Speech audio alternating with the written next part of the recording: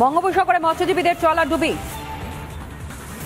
এবং শুক্রবার ঘূর্ণিঝড়ের জেরে মাঝ সমুদ্রের ট্রলার উল্টে বিপত্তি ঘটে। ট্রলার উদ্ধার হলেও এখনো খোঁজ নেই 9 জন মৎস্যজীবীর। বঙ্গোপসাগরের ট্রলার উল্টে বিপত্তি। শুক্রবারের ঘূর্ণিঝড়ের জেরেই মাঝ সমুদ্রের ট্রলার উল্টে গিয়ে বিপত্তি ঘটে। যদি এখনো পর্যন্ত দুশ্চিন্তার বিষয় যেটি, মৎস্যজীবীদের খোঁজ পাওয়া যায়নি। 9 জন মৎস্যজীবী এখনো পর্যন্ত নিখোঁজ, তাদেরই খোঁজ চালানো হচ্ছে। শুক্রবার আচমকাই ঘূর্ণিঝড় এবং সেই ঘূর্ণিঝড়ের জেরেই মাঝ সমুদ্রের ট্রলার উল্টে বিপত্তি ঘটে। বঙ্গোপসাগরে মৎস্যজীবীদের ট্রলার ডুবি। যদিও ট্রলারটিকে উদ্ধার করা সম্ভব হলেও এখনো পর্যন্ত ট্রলারের মধ্যে থাকা 9 জন যারা মৎস্যজীবীরা ছিলেন তাদের খোঁজ পাওয়া যায়নি, তারা নিখোঁজ। আর এই বিষয় নিয়ে আরো বিস্তারিত জানাবে বরুণ, আমাদের প্রতিনিধি আমাদের সঙ্গে রয়েছে। বরুণ, গত শুক্রবার বঙ্গোপসাগরে একটা ঘূর্ণিঝড় ওঠে।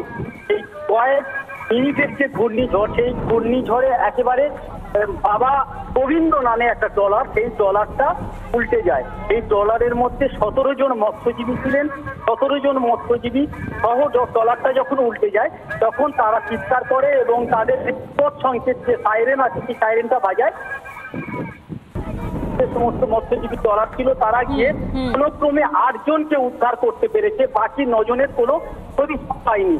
এখনো পর্যন্ত বিভিন্ন ভাবে মৎস্যজীবী ট্রলার থেকে আরম্ভ করে পুলিশ প্রশাসন উদ্ধার কাজ চলছে। যে 9 জনের খোঁজ এখনো পর্যন্ত পাওয়া যায়নি, তাদেরকে খোঁজার চেষ্টা চালিয়ে চলেছেন প্রত্যেকে। আপাতত ধন্যবাদ জানাই বরুণ তোমার।